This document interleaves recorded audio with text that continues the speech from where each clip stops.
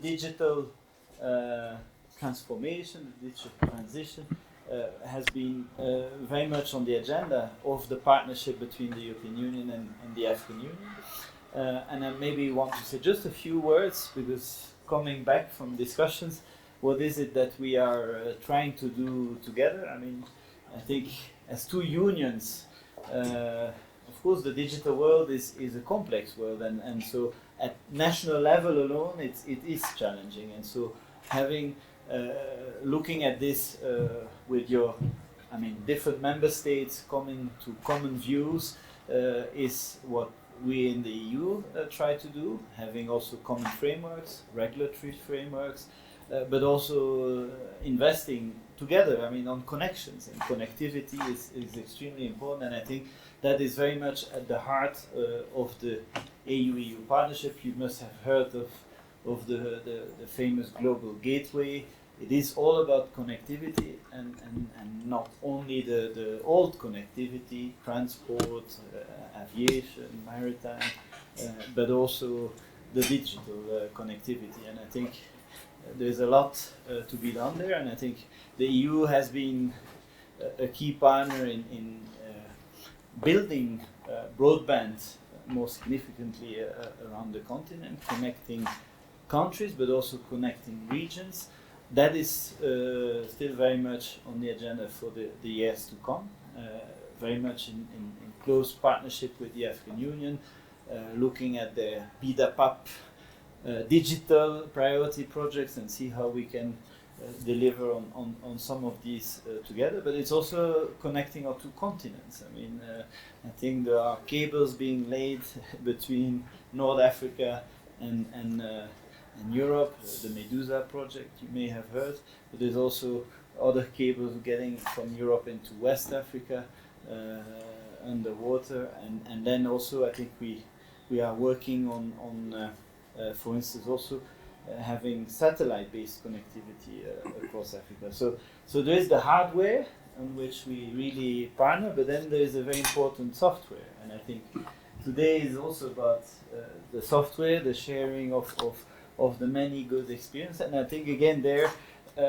systematically on both sides a lot of interesting things are happening, and I think in some areas Europe has a lot to learn from Africa, and so we know on the digital payments and so on, but there are other examples, and then vice versa. I think there are other issues that are very much there. We as EU, we also, as I said, the software is also about regulatory frameworks, and in that context we have what we call the Policy and Regulation Initiative for Digital Africa, the PRIDA program, where we have different pillars. One is on internet governance, and so I mean we're very happy that this big Internet Governance Forum is happening in Africa. It was long overdue, and I hope that it creates another dynamic push for this area.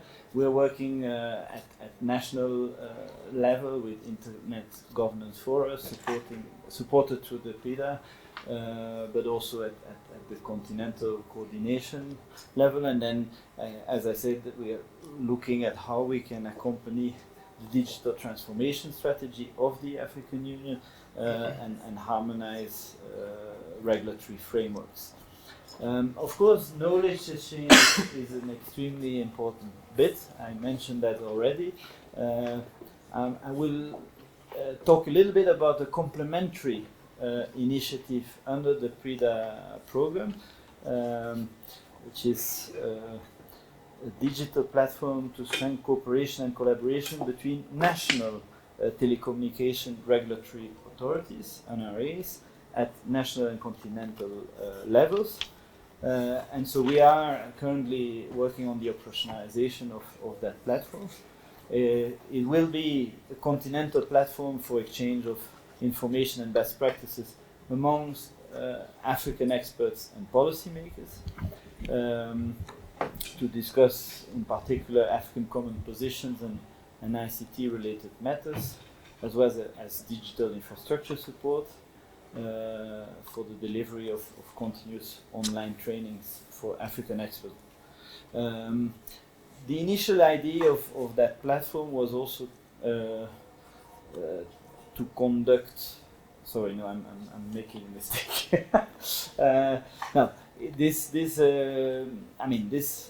platform, I would say, if we will hear a little bit more about the D4D platform, is really focused at the with the national experts on emerging ICT and internet governance topics. Going to the D4D Access platform, compared to it, it's I think a broader thematic focus. It has also, look at issues of e-governance, digital entrepreneurship, and so on.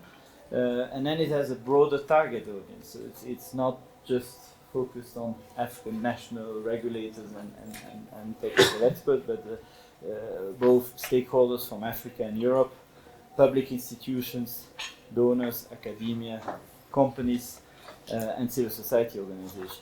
So, we'll hear more about the D4D Access, but we'll see that it actually fits well as a complement. And I basically want to welcome this new tool that will foster further exchanges of knowledge within Africa, between Africa and Europe. And I think being able to access information on different experiences, lessons learned, and good practices will help us shape a digital transformation that puts people at its center. Promoting a sustainable and inclusive digital transformation is one of the main objectives of the EU Global Gateway, as I already said, and has become one of the key priorities of the Africa-Europe partnership. And I think all initiatives should be more than welcome, should develop. Of course, all these platforms need to have ownership from all the different stakeholders, so that we make sure that it's not just like working as long as there is support. They should be working in the long run, and so I'm very much looking forward to hear more about the D4D Access, and also see that partnership between the two continents on the digital front gaining in strength every day. Thank you very much. Thank you.